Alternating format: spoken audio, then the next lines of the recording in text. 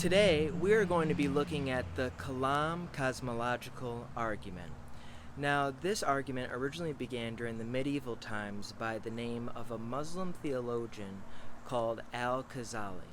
And what he wanted to do was to prove that the universe has not always been, but it did in fact have a beginning. Since then, Dr. William Lane Craig has worked on this extensively, and it has been come to known as the Kalam cosmological argument. And there are three premises. Number one, anything that begins to exist had to have had a cause. Number two, the universe began to exist. Number three, therefore, the universe has a cause. So we're going to be diving a little deeper into each one. Let's look at premise one. Anything that begins to exist had to have had a cause. This is just a universal truth that should be acknowledged by virtually everyone, but unfortunately it is not. But the reality is, when we look at trees or grass, we know that these things didn't just pop into being randomly. We know that they had a beginning. When we look at the structure of a house or a building, we know that there was a planner and an architect involved and a team that made that. We don't look at it and say, wow, I wonder when this came out of nothing. So when people think that the universe came out of nothing, and nothing, what does that mean? It means a universal negation. Doesn't mean just what we can imagine as black or just air, because those are still things. It literally means nothing. So when people believe that the universe came out of nothing, well then why aren't giraffes and root beer and balloons just popping randomly into existence? It's because that anything that begins to exist has a cause. And Dr. Craig says that to believe that something can come from nothing is worse than magic.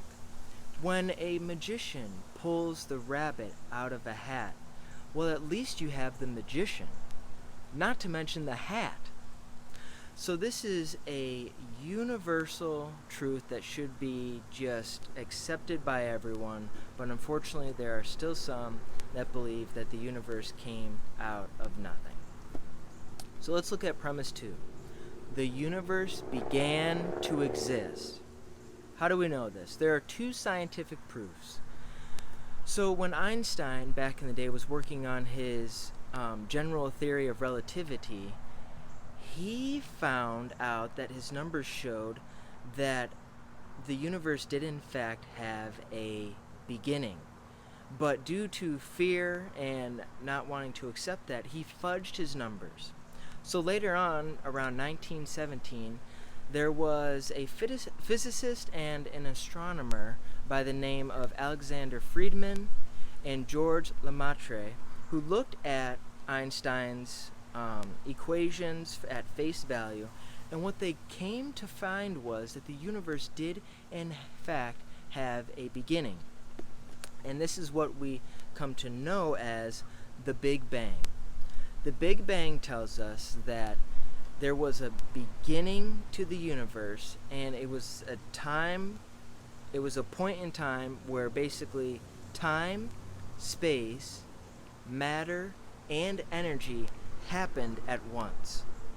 Before that, we don't know what was there, but at that moment, that's when all those things began. So the Big Bang reveals that the universe has a beginning. And if that isn't enough, we also have the second law of thermodynamics. And what the second law of thermodynamics shows us is that the universe is in a continued state of expansion. And what it shows is that eventually the universe and our Earth as we know it is going to reach a heat death, because the more it expands, the more heat is being expounded out, and eventually we're just going to reach a heat death where things will just die off and not be able to exist.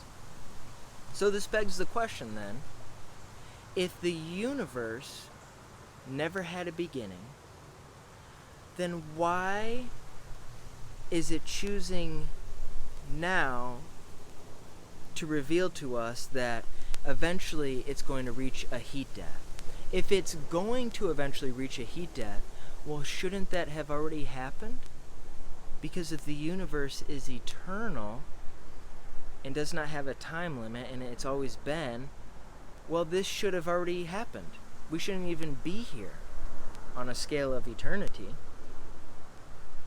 So the universe does have a beginning, and this is revealed through the Big Bang and the second law of thermodynamics, which leads us to the premise number 3.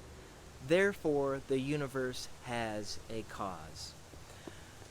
What is this cause? Well, Dr. William Lane Craig says this cause has to be timeless, spaceless, immaterial, non-physical, immensely powerful, and a personal being.